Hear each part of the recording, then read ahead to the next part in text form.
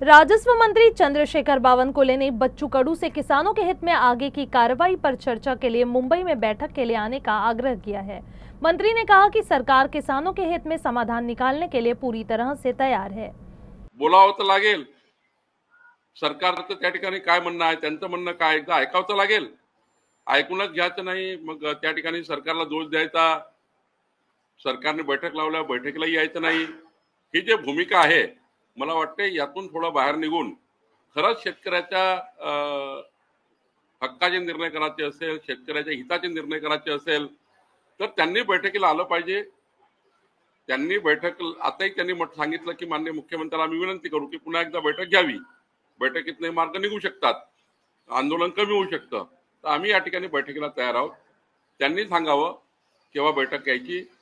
आता ते म्हणतात की नागपुरात बैठक आहे, इतकं सारे प्रश्न आहेत त्यांचे 18-19.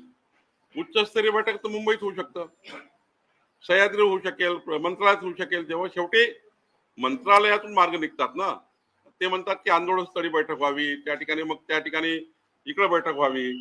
त्यामुळं मला वाटतं की याच्यामध्ये काही तथ्य नाही. म्हणजे त्यांनी थोडं या ठिकाणी चर्चा करावी. आता आंदोलनस्थळावर कशी बैठक होईल आपण विचार करा. एवढा मंत्रालय 18-19 मंत्रालय अधिकारी लागतील, जे प्रधान सचिव, अतिरिक्त मुख्य सचिव, मुख्य सचिव.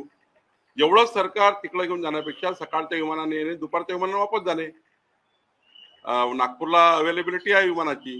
त्यांना आमची विनंती आहे की त्यांनी यावं चर्चेला, सर्व त्या ठिकाणी तोडगा काढावा.